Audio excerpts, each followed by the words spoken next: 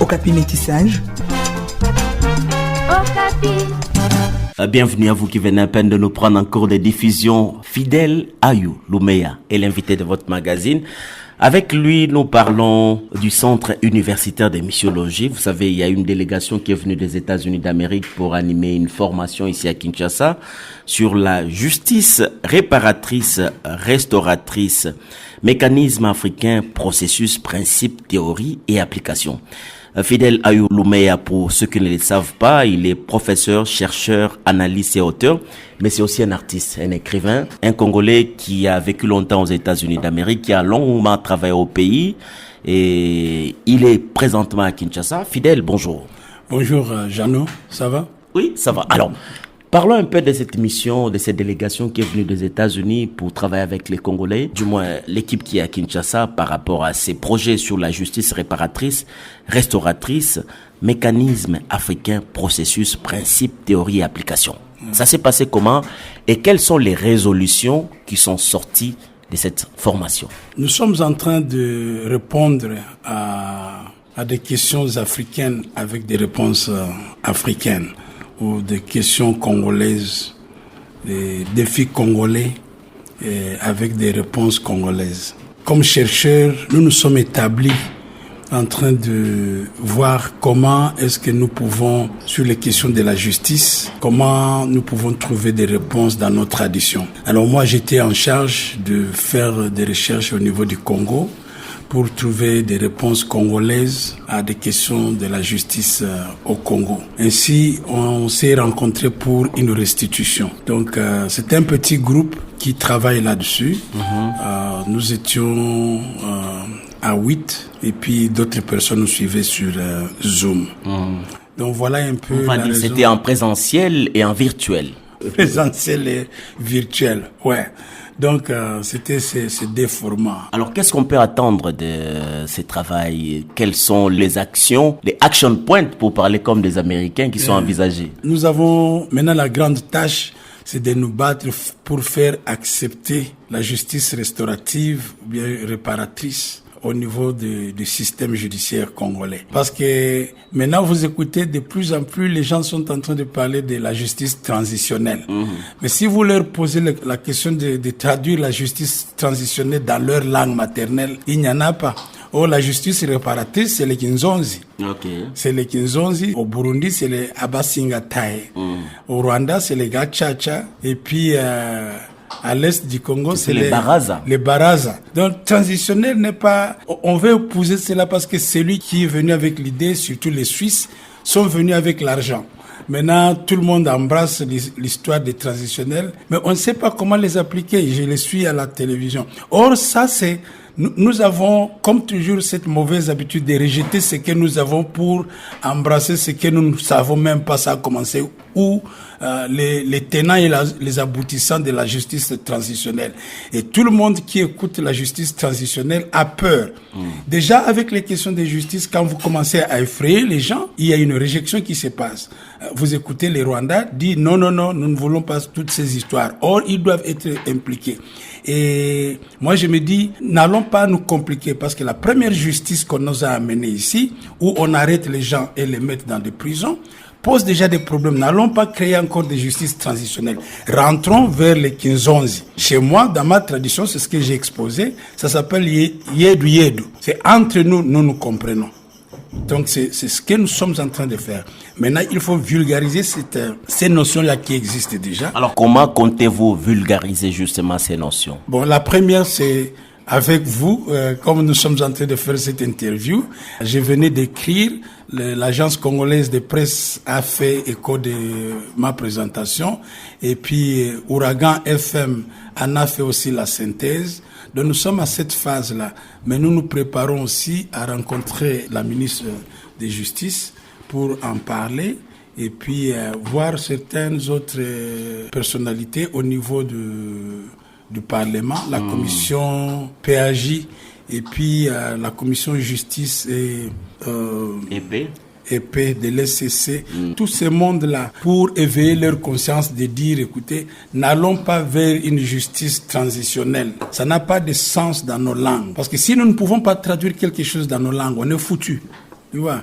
N'épousons pas les histoires parce qu'on va nous donner l'argent et puis nous commençons à faire des renforcements des capacités et ça se termine dans le sale. Ici, ce que nous voulons, la grande vision de 15 ans, c'est d'ouvrir un centre congolais de médiation. Qui aura pour mission? La mission sera de faire ce qu'on fait dans le quartier. En discutant avec les amis au ministère de l'Intérieur, ils ont un mandat constitutionnel de former les 199 agents territoriaux dans le système de transformation des conflits.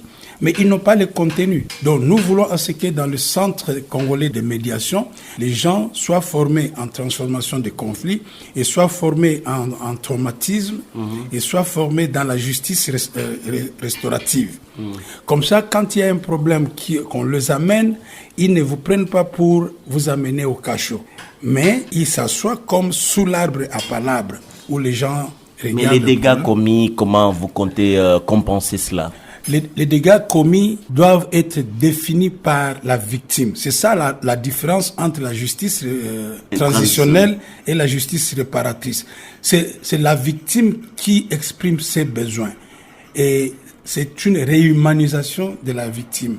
Au lieu que vous me confisquez mon cas, comme on le fait dans la tradition, dans la justice moderne, c'est Fidèle Louméa contre l'État congolais. Moi, je suis une personnalité. Mes émotions, les juges ne les comprendront pas, l'avocat ne les comprend pas parce qu'il sera payé. Mais si on me laisse rencontrer la personne qui a commis du mal, il y a des expressions émotionnelles que je voudrais qu'il comprenne. Je voudrais connaître comment il a fait les choix pour que je devienne la victime. Qu'est-ce que je lui ai fait? Il y a toute une série de questions que la victime voudra poser. Vider les sacs, quoi. Oui. Et puis, au même moment, avec le système Yedu de la justice réparatrice, on réhumanise aussi la victime. La victime peut avoir beaucoup de traumas dans son passé. Donc, je voudrais aussi l'entendre pour que nous deux, nous puissions parler. Mais le crime commis ne s'est pas arrêté entre nous deux. Il y a la communauté. Quand je viens te raconter... Les effets collatéraux. Voilà, qui doivent être pris en compte. Que quand tu m'as volé le véhicule, tu m'as mis, non pas seulement moi en difficulté, mais la famille. Mais la famille et la communauté des amis. Tout le monde ressent ma douleur. Okay. Tu vois? Donc, quand nous nous mettons ensemble pour parler, cette communauté est là pour exprimer aussi comment ce mal fait les a affectés. Okay. Donc c'est ça un peu la base de la justice réparatrice. Tout le processus est mené par la victime. Okay. Parce que c'est elle qui est au centre. La justice transitionnelle confisque à la victime, tu vois, son droit à la parole. C'est comme la justice moderne. La justice réparatrice, c'est le Kinzonzi. C'est vous qui commandez, qui conduisez tout le processus et qui définissez la peine, pour répondre à ta question. Okay. La peine est définie par la victime. Parce que c'est moi qui ai senti la douleur. Et des fois, dans ce système ici, ce n'est pas seulement l'argent, mais ça peut être quelque chose de symbolique. Et ça peut être aussi qu'on vous demande, la réparation vient et est définie par la victime. De dire, pour me restaurer, peut-être j'ai besoin seulement de 1000 francs congolais ou bien d'un noix de cola. C'est tout. Alors, si on doit être beaucoup plus précis, à ce stade, est-ce qu'il y a des actions qui sont envisagées justement pour passer à l'action, passer à l'acte par rapport à ces projets? Qu'est-ce que Fidèle et son équipe envisagent? Qu'est-ce que le Centre universitaire de missiologie compte faire des concrets? Ce que nous faisons, c'est d'abord au niveau scientifique, c'est les enseignements au niveau de l'université. Nous intégrons ces cours parmi d'autres cours. Et puis, ça, c'est du concret. Donc, la première phase a été la phase de recherche au niveau des traditions, parler avec tous ces mondes coutumiers. Et puis, la deuxième phase, maintenant, c'est commencer à enseigner. Parce qu'aux États-Unis, dans ma première année de master, j'ai été enseigné ce cours par un Américain et j'ai payé $500 pour avoir un cours de justice réparatrice qui vient de chez moi, tu vois. Et ils ont développé ça, mais quand vous commencez à leur montrer l'origine de ces cours, l'origine africaine de ces cours, parce que c'est ça mon titre. Bon, ils se disent, écoutez, vous avez ça, mais vous ne faites rien avec, et puis maintenant tu viens payer $500 pour suivre le cours qui devait même dispenser. Ouais. Donc nous devons enseigner cela, parce que qu'on le veuille ou pas, il y a des pays qui ont embrassé la notion et qui enseignent déjà. Donc nous devons, au niveau scientifique, commencer à vulgariser cela au niveau des étudiants. Et puis au même moment, c'est comme avec le véhicule, vous poussez l'accélérateur et au même moment Donc on va dire, parmi les attentes, c'est que les autorités à tous les niveaux puissent accorder une attention particulière à ces processus, à ces projets. Exactement. Parce que à écouter le ministère de la Justice avec leurs partenaires, nous sommes arrivés au moment où il nous faut trouver une autre solution. Tu vois, à la question de la justice. Et eux-mêmes, les juges disent que les prisons sont des mouroirs. Les prisons ne doivent pas être des mouroirs. Elles sont des mouroirs parce qu'il n'y a pas d'alternative au vol de poules. Vous n'allez pas passer 10 ans parce que vous avez volé des poules. Donc nous voulons à ce que lors de la formation au centre de justice qu'on a ici au pays, commencer à former les nouveaux juges, les nouveaux magistrats, à regarder un peu les approches traditionnelles que nous avons, comment ceci peut être un palliatif. Nous prenons le cas le plus intéressant, nous voulons rencontrer les autorités qui envoient tous ces enfants, les Koulouna, à faire les champs.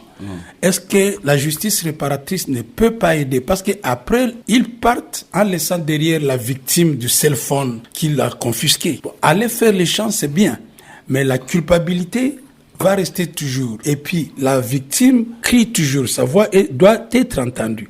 Que même là où ils sont, à Kanyama, KCC, ces cours doivent être parmi les cours alignés dans leur formation qu'on leur donne. Pour qu'ils sachent que, non mais, la nouvelle citoyenneté dont le ministère de la Justice est en train de parler, doit être aussi avec le sens de redevabilité. Que je dois trouver à rencontrer la personne pour parler avec elle et présenter, l'écouter. Parce que c'est ça le respect de la victime, l'écouter. Alors, pour tout contact, Fidèle Ayo Loumeya, professeur, chercheur, analyste et auteur, un des responsables du Centre universitaire de missiologie. Sur email, c'est le F de Fidèle et puis Loumeya ensemble, sont floumeya@gmail.com. Les téléphones, c'est les 082 70 70 35 287. Avant que tu ne termines, je voudrais dire merci à ton émission. Toutes les fois que nous avons fait des émissions, j'ai eu beaucoup de correspondances et de demandes d'intérêt à beaucoup d'auditeurs et auditrices de tes émissions. Fidèle Ayo Loumeya, merci d'avoir répondu à nos questions. Je rappelle que vous êtes professeur, chercheur, analyste, mais aussi artiste, écrivain, auteur. Merci, Jeanne.